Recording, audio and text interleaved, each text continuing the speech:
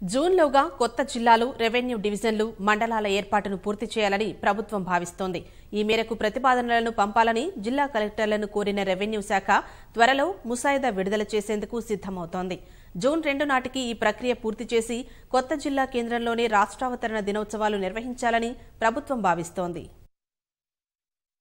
శాసనసభ ఎన్నికల ప్రచారంలో ఇచ్చిన హామీ మేరకు కొత్త జిల్లాల ఏర్పాటుపై ప్రభుత్వం దృష్టి సారించింది. ముఖ్యమంత్రి ఆదేశాల మేరకు రెవెన్యూ శాఖ కసరత్తు ముమ్మరం చేసింది. కొత్త జిల్లాలతో పాటు రెవెన్యూ డివిజన్లు, మండలాల ఏర్పాటు ప్రతిపాదనలు పంపాలని ఆయా జిల్లాల కలెక్టర్లను కోరింది.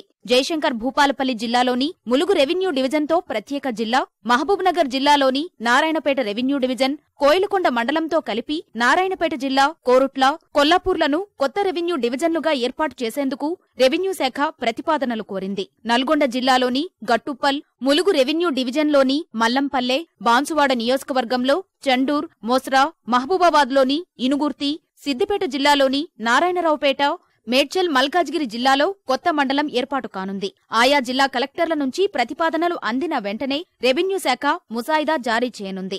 జూన్లోపు కొత్త జిల్లాలు, డివిజన్లు, మండలాలను ఏర్పాటు చేసి రాష్ట్రావతరణ వేడుకలు అక్కడే జరపాలని ప్రభుత్వం భావిస్తోంది. జిల్లా పరిషత్, మండల పరిషత్, స్థానిక ఎన్నికలను జూన్లో పూర్తి చేయాలని ఆలోచిస్తున్న ప్రభుత్వం ఆలోగా కొత్త జిల్లాల ప్రక్రియ పూర్తి చేయాలని భావిస్తోంది. త్వరలోనే నోటిఫికేషన్ ఇచ్చి అభ్యంతరాలను స్వీకరించనుంది. నోటిఫికేషన్ ఇస్తే ఎన్నికల నియమావళి అమల్లోకి వచ్చినా ఇబ్బంది ఉండదని ప్రభుత్వ ఆలోచనగా ఉన్నట్లు తెలుస్తోంది.